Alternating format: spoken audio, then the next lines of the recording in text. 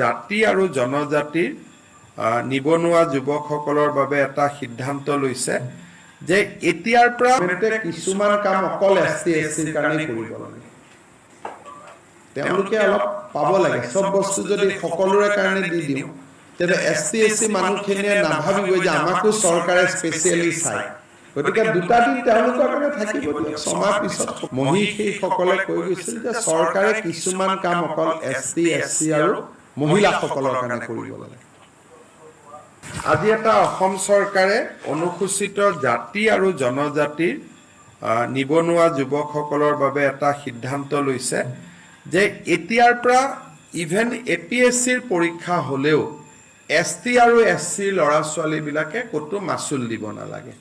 বিধানসভাত এখন আইন আহিব যে এছটি আৰু এছচি কেটেগৰী ল'ৰা ছোৱালীবিলাকে কোনো ৰিক্ৰুটমেণ্ট এক্সামত তেওঁলোকে মাচুল ভৰিব নালাগে।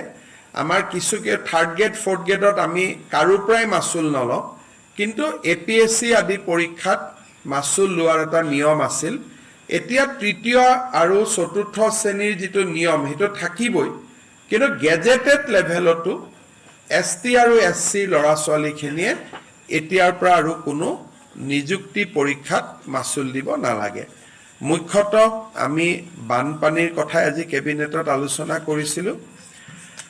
সৰু এটা সিদ্ধান্ত আজি আমি লৈছোঁ, এছটি এছচিৰ ক্ষেত্ৰত গেজেটেড অফিচাৰ।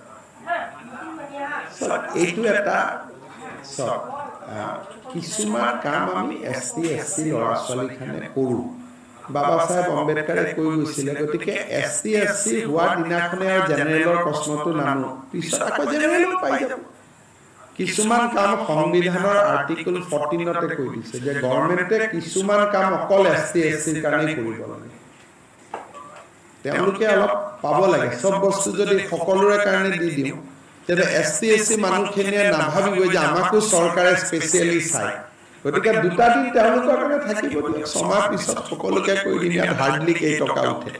থাৰ্ড গ্ৰেড আৰু ফ'ৰ্থ গ্ৰেডটো চবেই ফ্ৰীয়ে কৰে, অকল লোকসেৱা আয়োগৰ পৰীক্ষাকেইটা।